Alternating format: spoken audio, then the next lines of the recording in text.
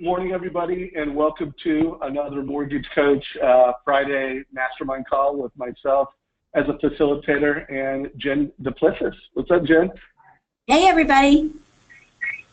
Hey, everybody. So the engagement on our private Facebook group is just getting better and better and better. I literally put the content together today based off of your feedback on our Facebook group.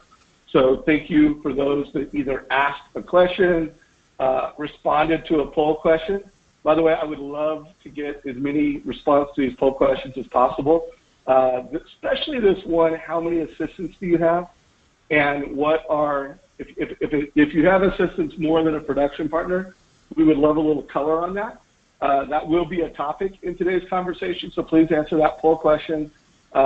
We did post a number of other poll questions ranging from how did you quote rates and deliver loan options before the total cost analysis?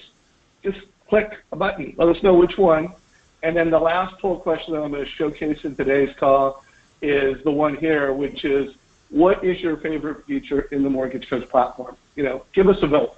And if there's a feature that you love that's not one of these 5 that's your favorite, let us know what that is.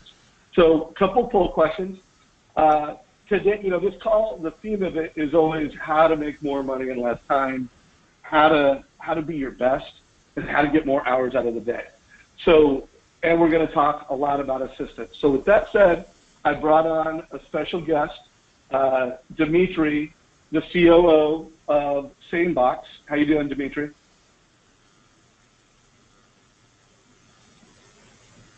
Dimitri, you might be muted. Well, we think we have to. Sorry about that. Yep, I was muted. Yep. Thanks for having me, guys. Yeah, thanks for making it. So SaneBox is a technology platform that I've used for, I don't know, Dimitri, you probably know better than I do how long I've been a customer of yours, but I think pretty much as long as 5 years. Yeah, pretty much as long as we've been in business, I think. And how long is that? 6 years. Yeah. There you go.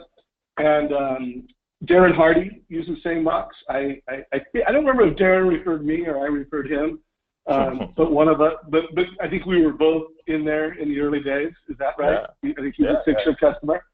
Mm-hmm. Bill Hart uses SaneBox, and I do know that I don't know, a lot of mortgage coaches use SaneBox because every time I use my referral link, people sign up, and I get every time someone signs up, it saves me a month. And I don't think I've paid very many months, you know, because I've referred so many folks into this platform. So in full disclosure, I have no equity in the SaneBox. I wish I did. I do get compensated with a free month every time someone signs up for it. So I don't want to just do a demo on SaneBox, but what I asked Dimitri to do is to share best practices on how to manage your inbox. Let's face it, we all get a lot of emails. We send a lot of emails. And how we use emails, it really is a checklist for a lot of us, you know. And so I think my belief is SaneBox is like having an assistant that manages my inbox. So with that said, I'm going to take the screen down. I'm going to stop sharing. I'm going to give Dimitri presentation rights.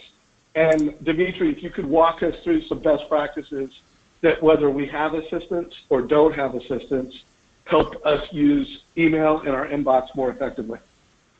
Let's do it. Can you guys see my screen? Yes. So we see it. All right. Yeah, so I just want to start with, actually, first of all, before we dig in, so, you know, what we'll talk through today is just what we learned over the last 6 years. We realized that pretty much early on, when we started, our customers were, you know, guys like Darren Hardy and Tony Robbins and like a ton of venture capitalists and CEOs. Back then, email overload was actually less of a problem for everyone. But you know, people that get a ton of email, like those very public people, they kind of, you know, they saw the value right away. And so what we realized is that you know, having the right tools and, you know, assistance is great, but it requires something else. It requires you to think about it differently. And so what we noticed, again, early on is that there's a group of our customers who get like thousands of emails a day, so like 10x more than an average person, and somehow still manage to get to inbox zero every day. And some of them also somehow manage to reply to every email that they get, like within minutes. And so what we try to figure out is like, what is it separates those folks from everyone else? And so what we'll talk about today is basically those learnings. So we'll start with the 3 email commandments, as I like to call them. So essentially, the first one is just a realization that email is like Tetris. No matter how good you are at responding, deleting, clearing, more will keep coming, right? So if you finish your day with inbox 0, you wake up in the morning, you're again with inbox 200. And so the thing here is just you have to think about it differently. You have to think about it just like Tetris. More emails will keep coming. They'll keep coming faster. So every year the volume keeps increasing. So you just have to shift your mindset about email. The most important thing, if you take away anything from at least my talk today, it's this: do not treat email as your default #1 priority. For so many of us, email has become this kind of black hole. You wake up in the morning, you check your phone. You get to the office, you open up your Outlook or Gmail or whatever you're using, and next thing you know, it's like lunchtime, and all you've really done is reply to a bunch of emails. And so the problem with this is that your inbox is essentially a to-do list that other people can add to for you, right? And so if doing email is kind of like your top priority without really thinking about it, without really putting it into the context of your other overall priorities, you will lose. And so the solution to this is, I call it the scan, block, ask system. So scan your inbox for important and urgent emails whenever I still, to be honest with you, I still look at my phone when maybe not the first thing in the morning, but pretty soon. But all I do is I just kind of scan to make sure there's no fires. And if there is a fire, I can deal with it quickly. And then I can close my inbox knowing that I also block time on my calendar for email time. So every day at 11, I have an appointment for half an hour called email time. And that's the time I actually go through my email and deal with all of the non-fires, right? So all like the stuff that needs to be dealt with. And then last but not least, if you ever get sucked into your inbox, just ask yourself if this is the best use of your time right now, right? Most of the time, the answer is probably no. There's probably something much more important you should be doing. Eventually, you do have to get through it, but again, it has to be on your turf. It has to be your priority list, not someone else's. And moving on to the last commandment, it's not all emails are created equal. An unfortunate side effect of basically every email interface, whether it is webmail or Outlook or any email client, it gives the same amount of space on the screen to every email. And so essentially it's, you like how we use the word real estate in your inbox? It essentially tricks our brain into thinking that every email is equally important, and certainly consciously we know that that's not the case, but it takes our brain kind of cycles, even if it's a split second, to think about it. And so all of that adds up, all of those decisions add up, and as we know from kind of productivity and cognitive science, those decision-making seconds are very taxing on our brain, and it's much better to not think about that stuff. So essentially there are 3 kinds of emails. There's the noise, unimportant, important, urgent, and important, not urgent. And these kinds of emails you really need to think about completely differently. And so the first part, the unimportant stuff, the noise, this is the emails that you should just process in bulk. So scan through them, delete or archive in bulk. And this is where SaneBox comes in primarily. This was and I'll talk a little bit more about what we've done. But essentially, we'll talk about it on the next slide. But the key here is to process those emails again in bulk. not one by one. The important and urgent bucket, this is your fires. This is stuff that absolutely has to be dealt with right now. And the important, not urgent, this is the later bucket. So this is your email time. And this could be your email time today. It can be your email time tomorrow. It can be your email time next week, depending on the importance and the urgency of those emails. Make sense so far, guys? Any questions? Makes complete sense. All right. Cool. All right. So inbox zero. Inbox zero is really like kind of the winning theory on email management nowadays, and we designed SaneBox with this with these principles in mind.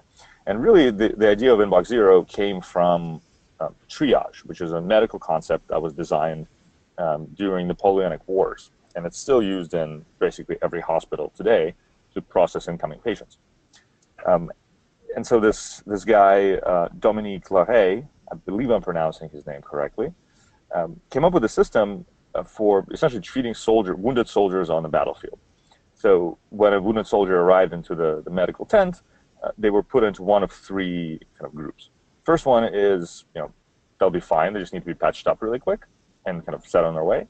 The second group is the ones that will probably die no matter what happens. And sorry for being kind of morbid here, but that's just that's the reality. And then there's a third bucket. These are the folks for whom an intervention would really make a huge impact. So this is the group that the doctors would spend most of their time focusing on. And so if you this kind of ties in with the slide we just looked at, right? So the unimportant is this is the group that should die regardless of what happens. This is your important and urgent, and this is stuff you just deal with really quickly now. And the let me backtrack from the last 5 seconds. I'm going to move forward to the next slide. This is actually more in line. So inbox zero is essentially triage, and there are three groups of emails that we can that exist in your inbox. So every email that arrives can be and should be and must be processed into one of these three buckets: noise, quick fix, and needs work. So there's you see the correlation with the medical triage. And inbox zero essentially kind of put a list of actions next to each of these buckets. So the noise bucket is the emails that should just be deleted or archived quickly in bulk. So this is where SaneBox comes in. And what we realized 6 years ago is that by analyzing email headers, so when you first sign up for SaneBox, what happens is we go through your email history, and we never look at the body of the emails. We only look at the email headers. So basically the timestamp, the sender, and occasionally the subject, but we never even look at the body of the emails. And so what we can determine by analyzing your kind of email history in this way, and by looking at what emails do you open, what emails do you respond to, how quickly you open them, how quickly you respond, how often, how far back, who introduced you, and so on and so on and so on. So based on this, we can determine what's important to you, and we take all of the unimportant stuff that's in your inbox, and as it arrives, we move it into this folder we call Sane Later. So this is the stuff you should, the unimportant stuff, the noise that you can process kind of during your email time, essentially. And what I personally do is I go through that folder once a day, twice a day, sometimes more, sometimes less. I rarely check it on the weekends. And if something's in the wrong place, you just move it, like literally drag it from the later folder into your inbox, or vice versa. And that immediately trains our system what you like to see where next time. So it's very trainable. So just again, move it to. Hey, Dimitri, I want to say something real quick, because this is one of the things where SaneBox separates itself from all the, call it the spam tools that come with Outlook, is that you can have all kinds of different folders. Like I have a folder for every time I'm CC'd on an email, SaneBox CC. I have a folder for things that I want to look at on Monday or Friday, and then I have emails from certain people that automatically go into my later folder. And so the beauty is that, like if I had an assistant managing my inbox, first of all, they're not a machine where I tell them something once and it's done.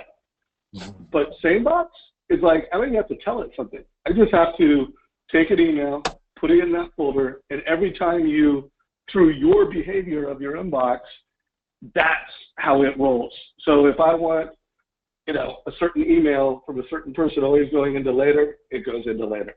And so, by the way, Dimitri, there's a number of things that have been very valuable for me in terms of email management in SaneBox. But that concept of I don't have to tell another human anything. It just follows my behavior, and then it organizes my email around my behavior. And by the way, if there's emails that I never want to see that email again in my inbox, I throw it in the black hole and it's gone.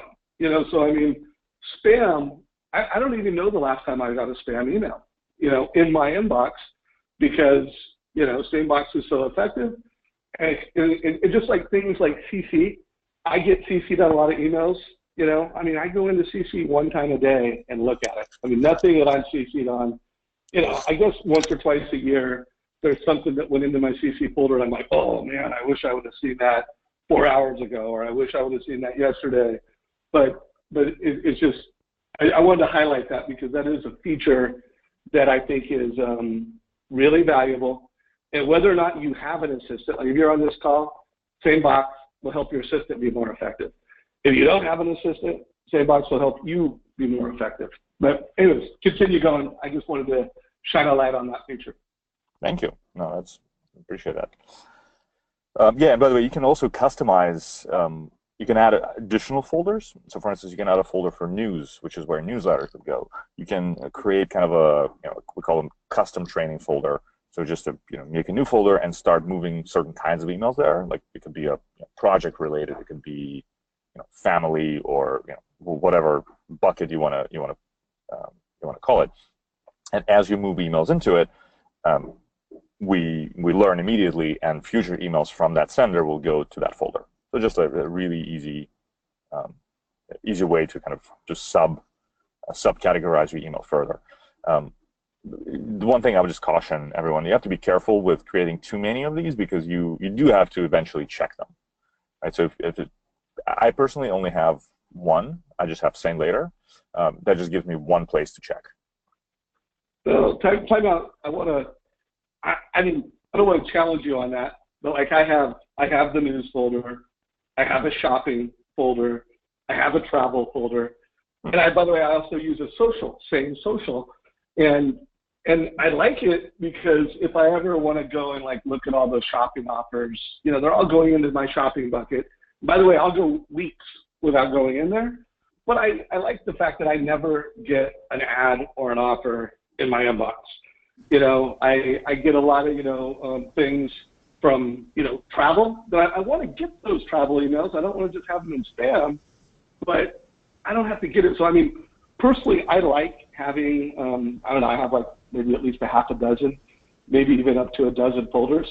So, I don't know, I don't totally align with that because I like having all those, at least a dozen folders, but that's just me. So, anyways, wanted to share that thought. Yeah, and that's a really good point. There are two kinds of people. There are filers and non-filers. So if you're comfortable with having kind of many places to look, that's perfectly fine. I'm personally not, and so it really depends on you. And we built SaneBox with kind of a menu-like architecture. So there's a ton of different things you can do, and you can choose what you'd like to use and what not to use. So it's very, very customizable. It could be as basic or as complex as you'd like.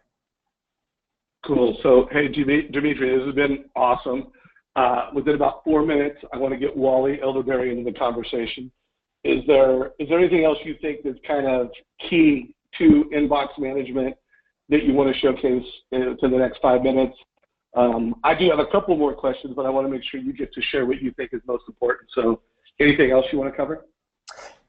Yeah, actually, I want to cover one more thing. And so this second bucket here, the defer, delegate, or respond, our most popular feature by far, and I think you, Dave, you use it as well.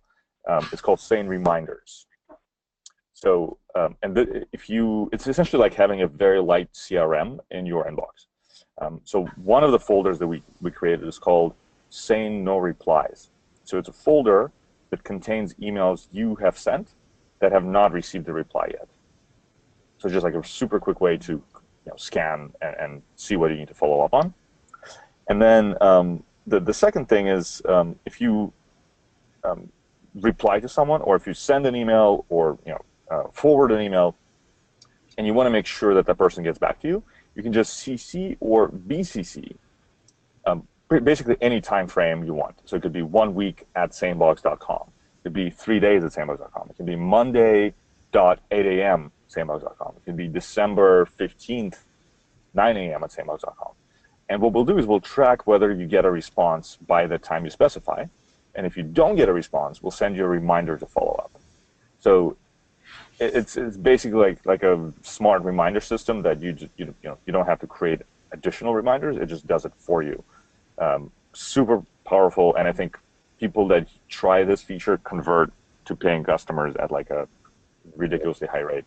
By the way, so we do have a free 2-week trial, so just you can sign up with Dave's link and try it yourself. And just to let you know, on average, about 25% of the people that try us end up subscribing after the 2 weeks. And people who try reminders within their trial subscribe at like a 90% conversion rate. It's yeah, right. And by the way, I am one of those folks that tried it, and I am a power user of the. I actually, when I first got that reminder thing, I kind of like overused it, and it started like, okay, I'm adding to the problem. But that is a crazy feature, and even that non-responder folder. I love that, because if I want to get a response to an email that I send, I'm like, people think I'm freaky. I'm ADD. I'm dyslexic. I have a lot. I would forget all of my follow-up emails, but Sane Reminders keep me on track. So again, I really consider your product like one of my magic tools to follow up and to inbox organization. So I think you covered the key things I wanted to make sure you covered. I did too. And by the way, I want to give the speakers that we have on the call a chance to either ask questions or comments. Jen, is there any questions you have for Dimitri, or anything you want to shine a light on as it pertains to inbox management before we bring Wally in? I do, but I think I'm going to wait until after Wally. Okay, let's do that, because I want to get Wally Elderberry in here. So Dimitri, first of all, man, I really appreciate you as a busy entrepreneur. Folks, Dimitri is he not only came in and shared some best practices, this is a very successful entrepreneur that had a vision on how inboxes could be better managed. Him and his partners and founders founded this business, and today they have over 50,000 subscribers. A lot of those subscribers are some of the most elite people in the world, because they get thousands of emails. Let's face it, the people that use SaneBox and that are going to spend $5 a month are people that are just, heavy mega users of email. So Dimitri, congrats on your success and your partners, and thanks for taking time out of your day to come in and share some of the backstory to SaneBox and some ideas that will help us all be more effective. I really appreciate it, brother. Oh, thank you. All right. So, hey, feel free to stay on. Feel free to jump. So I want to be respectful to Wally Elderberry. Wally, if you could share your screen. When I planned today's content, we had some people that wanted to know, hey, for assistants other than production partners, what are some of their roles? What are some of their titles? Obviously I wanted to cover the whole inbox thing because Dimitri was available. So from my perspective, there's a role. That's something your assistant does, other than your production partner, that you could outsource. But Wally, if you wouldn't mind, for anybody who hasn't heard you before, tell everybody about your production, describe your team, and then particularly describe the team members other than, call it the front-end production partner role. Let us know what other people in your team are doing. Yeah, you bet. I appreciate it, Dan. Thanks for having me on again. So, golly, been in the business 19 years. My last 4 years is usually what people want to hear about. Last 4 years is 36 million, then went up to 45 million, then went up to 80 million, and did about 100 million last year in production. So pretty solid last 4 year growth. This year we'll do about 100 million again. We made a transition company-wise and fallen a little bit short of 100 million, but I'm slowly but surely going to get over that. We'll see. So my team, is that all you want to know about my team, Dave, or anything else you want me to share about my team? No, that's good. But numbers wise, you do a lot of volume. Yeah, let us know how many team members you have, and then kind of describe some of the roles other than your production partner. Yeah, you bet. So you've got Shane, probably leadership. We'll start with leadership. So leadership on my team, Shane is my lead production partner. He's also followed up with a gentleman named Christopher, which is also another production partner of mine. So us three help manage the front line of relationships with realtors, relationships with clients, anything to do with production whatsoever. That's evening, that's weekends, that's during the day, that's coaching, that's high trust interviews, mortgage edges, anything at all with pipeline management. Then you've got the next level would be you'd have two people named Brandon and David.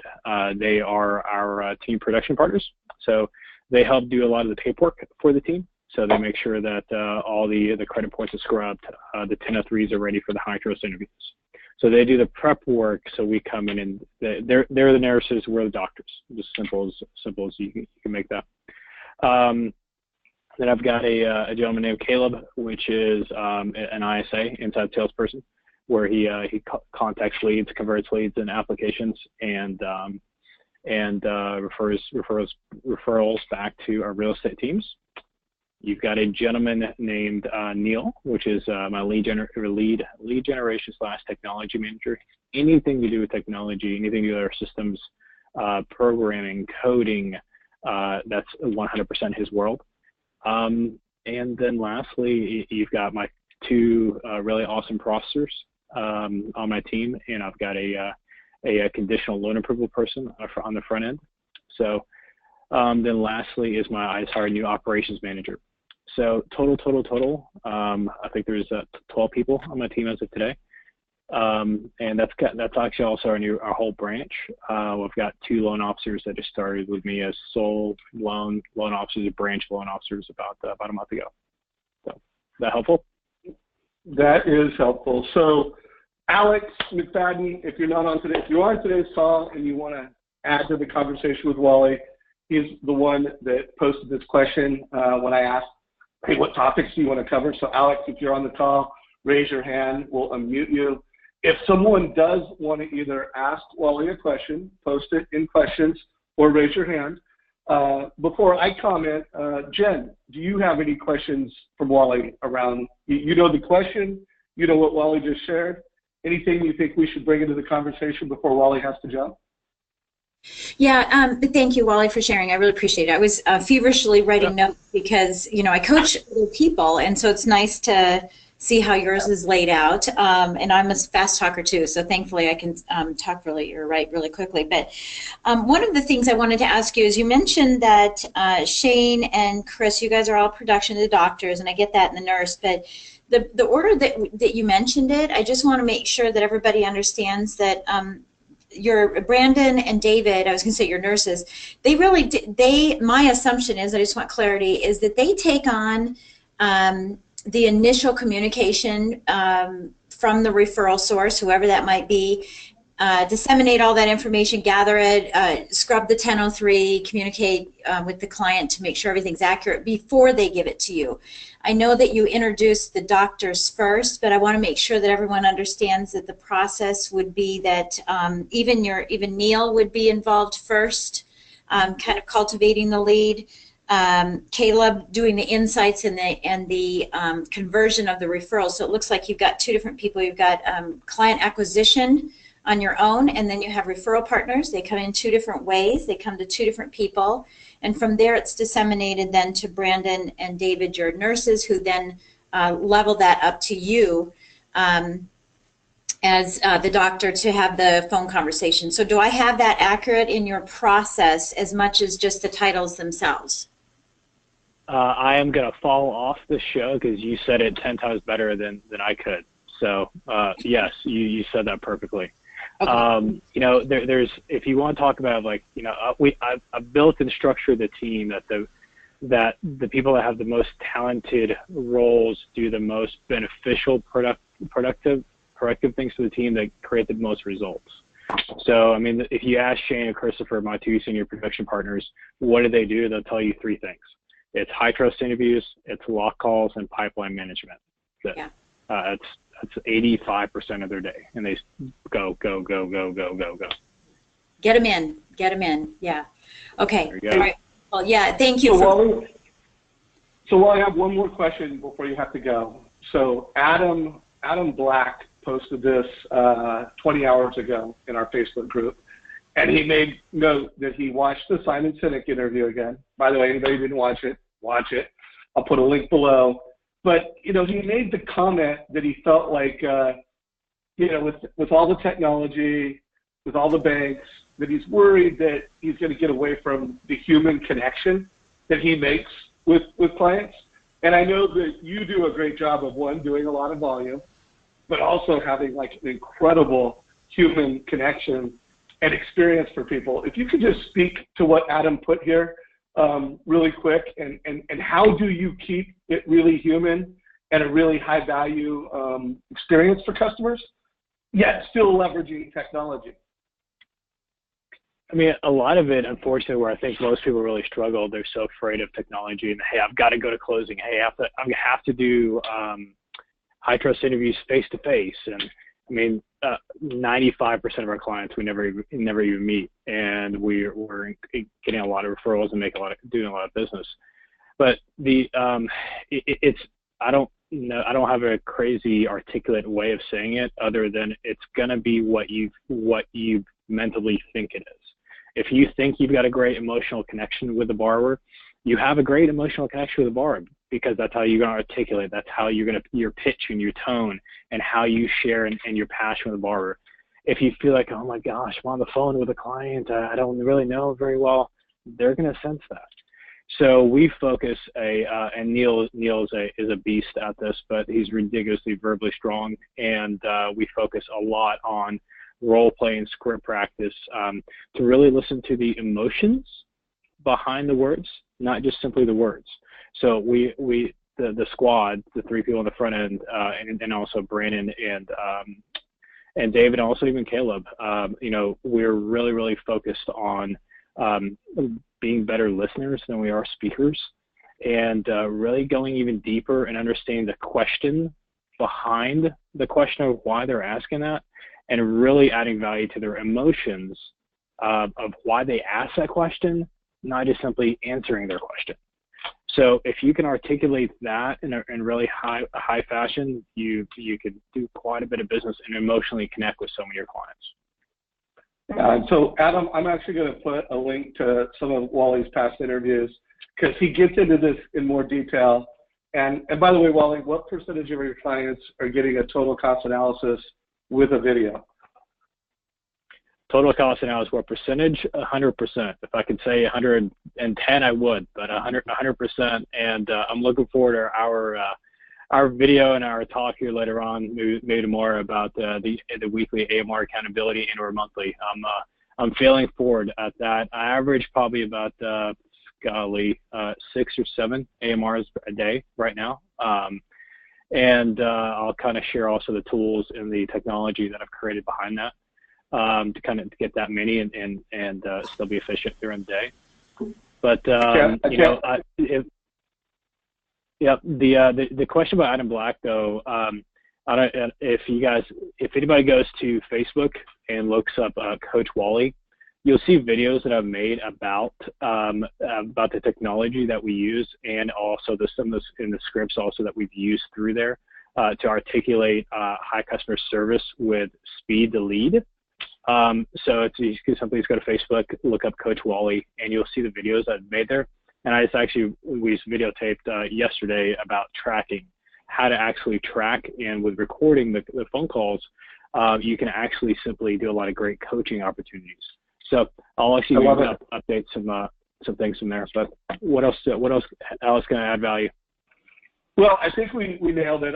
Where I was going with that, Adam, if you're listening to this, is that part of Wally's the magic. He's asking great questions, he's listening, and then he's giving that family a deliverable that says, I listen to you. You know, here are your options, here are your goals, here is a video. So while he may not be meeting them in person, he's giving them a deliverable that says, I listened to you. I was present for you, and I delivered you advice and value for you and your family. So, hey, let's, Wally, I want to let you get jumping. I know you don't have time to be on the entire call today. Thank you for coming in for this first 2/3 of the call. We're super grateful, brother.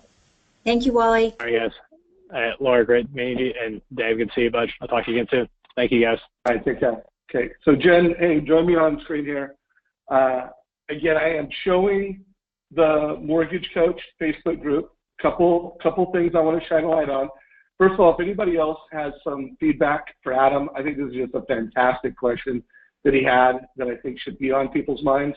I am going to put a link to one of Wally's interviews here and a link to the Simon Sinek interview, which I have as the first video in our new Loan Officer playlist. So I personally think, you know, if you're new getting into the business, if you've never heard that Simon Sinek video, it's kind of like Mortgage 101. But you know, part of the magic and hopefully the takeaway is leverage technology to amplify your voice and amplify your humanity to folks. You know, good use of technology is not technology to replace a human being or, well, by the way, in the back end, there are a lot of things where technology can actually replace, you know, what a human being is doing today. But at the point of sale, you're leveraging technology to improve your connection. You know, video, text. Let's face it, a text can help you get a family on the phone faster, can help drive communication into your videos. So anyway, great question, Adam. Super appreciate it. Jen, we've got another 22 minutes. I want to make sure anything you have to share gets brought into this conversation. And we can also, I think we've done the topics. We've talked about inbox. One thing I do want to remind everybody, I did put a link here if you want to get 2 weeks free and sign up. I do get a free month for anybody that signs up, so in full disclosure, I am compensated for every sign up with 1 free month. But with that said, Jen, where would you like to take today's call? Do you have anything you'd like to share with everybody? Or a question you want to address? Yeah, I have a question for you. I just want to make sure that everybody, that I know where you put that link to sign up. So I just want to make sure that we see it very clearly. Got it. Yeah, so I put it in a couple of places. I put it just a separate link. I've been using the same box for many years. Click here. That is my private link. And then I also put it in the topic screen, you know. So it's a couple different places. And if anybody does have a question or a comment, like let's say you watch this video a month later, you know, just post something in our Facebook group and we'll make sure your questions get answered. Okay, good. Thank you, Jen. Yeah, no problem. And I'm not going to spend 22 minutes on this, so hopefully we can have some people asking more questions. I wanted to comment on a couple things that Demetrius had said. About making sure that we, I'm thinking jam session. I'm thinking, Darren with insane productivity. So I just want to make sure that, his topic about taking the important calls, the later folder. I'm looking at all my notes, the defer folder, the later folder, to make sure that is a jam session so that you can get through all of those emails at some point in time, because it can be very stressful. We all know that it can be extremely stressful if you have that accumulation of numbers. I know, because I'm OCD, I can't stand having anything on any of my applications. I can't stand it. But I have to make it a jam session to do it. So if we're using what Darren's talking to us about in insane productivity, we want to make sure that we're always using the jam session to do that. So I just wanted to share that with you. And during the insane productivity jam session, our insane productivity course, and if you haven't taken the course, please consider getting involved in that. And I know Dave will pop up some more information about that as well. In the course, Todd and I both had some opportunities to do a little debrief. I would listen to that debrief about it because as Demetrius was talking, I just go back to my adage about inboxes. As I look at it as a big pile of unfolded laundry, and you have to sort it. You just have to. And when we come in the morning and we turn on our email and it becomes that laundry list. I mean, that's why it's called that. It becomes a laundry list of everyone else's tasks and assignments that they're trying to pass along to you. And so you don't have the reins with your business and the control of your business to keep yourself on track to be able to do what Todd talks about, which is the winning by noon. So I just wanted to talk a little bit more about that and make sure that everyone really got that, really understood that we need to carve out the time to be insanely productive by having jam sessions for this now as well. So this would be something we'd be adding to our jam sessions that we've talked about numerous times. So that was the first thing. I really loved hearing what Wally had to say, and he said it before, and today it resonated. That's why I listen to these all the time, is making sure that we have the emotion behind the questions that the clients are asking. I have a new team member, and there's a learning curve with that, is have that curiosity with the client. So when they answer a question, we want to say, internally, and then what, and why, and how come they're asking that question, and so all of these thoughts about the emotion behind the question are really, really key. And I think about how many times I really, and true transparency, that I've prepared a total cost analysis and forgotten something that they had told me and didn't have it ready that first round. And of course we can fix them very quickly, but it does really resonate with me that we have two ears, right? One mouth. We need to be listening a little bit more. So those were my thoughts on what we heard today, and I'm really excited to try SaneBox too. I have a lot of folders, just like you, Dave, and I have a lot of rules that I've put into Outlook to do that. But gosh, if this thing could be a little more, I don't know what that word is, but instead of me thinking about putting a rule together, but it can sense the rule, wow, is that going to save me a ton of time? And I manage 5 email accounts, so it makes it even better for me. Yeah, no doubt. Well, it could do that. So, hey, there's a question that was asked in GoToWebinar by Craig. And by the way, Craig, sorry I didn't see your question before Wally left. I think your question is so good that I'm going to make that a topic for one of the upcoming Tuesday calls. I'll let you know when we're going to make it a topic. But Jen, I want to ask this question. I want you to answer it. And then, by the way, I see that we have Jim McQuaig on the call. Jim, I'm going to ask you to answer this. And I also see that we have Bliss Sawyer, another coach, top leader in our community.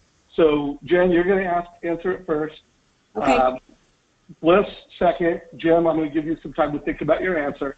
And then, Craig, one last thing. I want you to post this in our Facebook group, and let's see how many more answers we could get to the question. But here goes the question.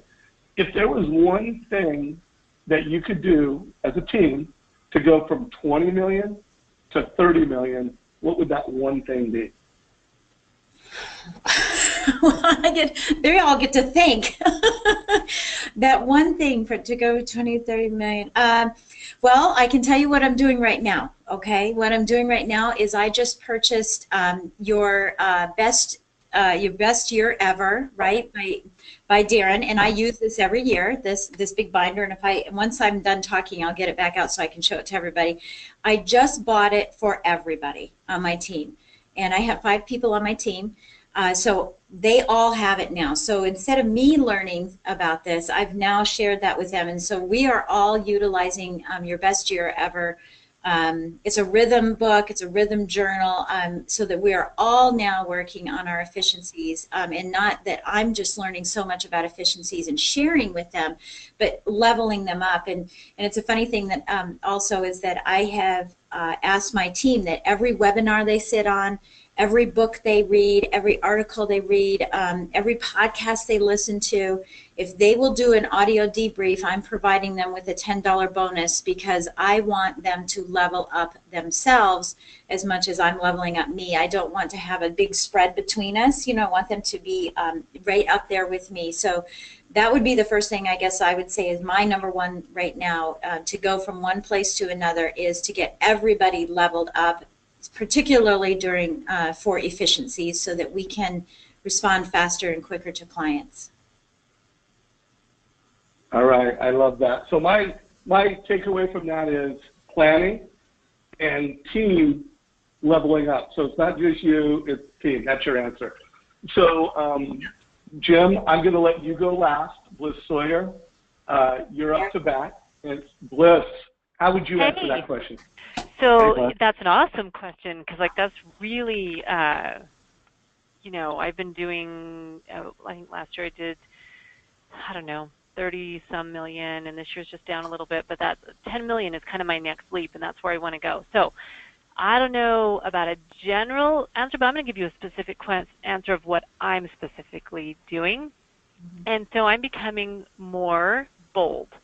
I don't like confrontation.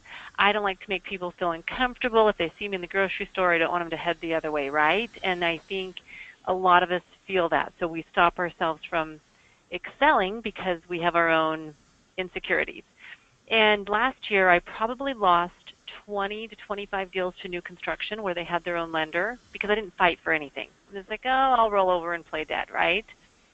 And I decided no more. So I started just verbalizing that to agents. I have 3 contracts in December closing new construction that had another lender.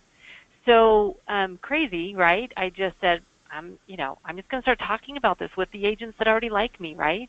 It's not going out and necessarily beating the bush for new business. It's getting more business from the people I already work with. So that's the number one thing, is just really being a little bit more aggressive, but still in my nice way, and I hope you still say hi to me at the grocery store way. So Go ahead, Beth.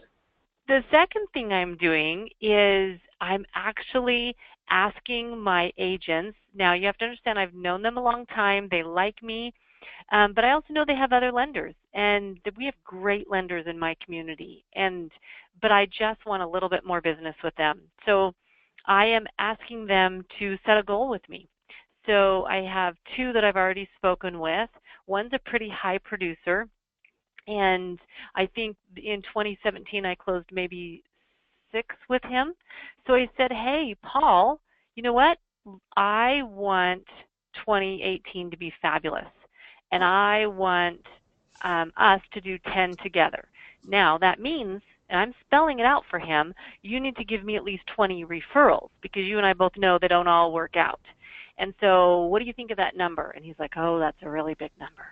I'm like, yeah, but Paul, you can do this. We can do this. And because he actually takes the whole summer off, right? And so I know what time of the year I have him. And so I'm like, I'm just going to keep reminding you every month, Paul, 10's our number, 2018, 10. Another agent that I work with, I set our goal as 6. She's like, oh, you could even make it higher than that, right? So it was interesting to me to see the different responses. And to her, I said, you know what, out of those 6, I plan on giving you at least 1 of those. Because my goal, and I've been moving my business this way over the last year or 2, is to be able to give more referrals. And that's actually gone really well based on the social media exposure and some other things that I've done. And so I'm just, I guess bold would be my word for 2018, just saying, hey, I want to help you win, and we both win, and kind of setting those goals. So is that a good answer to your question, what you're looking for? That is a fantastic answer to that question, and I'm sure Craig loves it. And so the takeaway there is be more bold, be more aggressive. And by the way, that same team, creating goals with a team, Jen took Absolutely. it, hey, I'm getting better with my internal team. And Bliss, you said, I'm creating goals and becoming more intentional with my referral team. So, I mean, spectacular answers. I can add a quick thing about that so I have a production manager, and so with her, because she has a lot of the contact with clients and realtors from application to closing, where I'm trying to step out. And so what we're doing for her to work on this same type of thing is she is creating more ways to ask for business in her emails. And we use BombBomb videos too. And so we're just, we want to ask in all of our videos, hey, we want to help your next client, or hey, do you have any friends or family? And so I'm trying to incorporate that team member helping to solidify with all of our contacts that we want more referrals. That's good. Love it.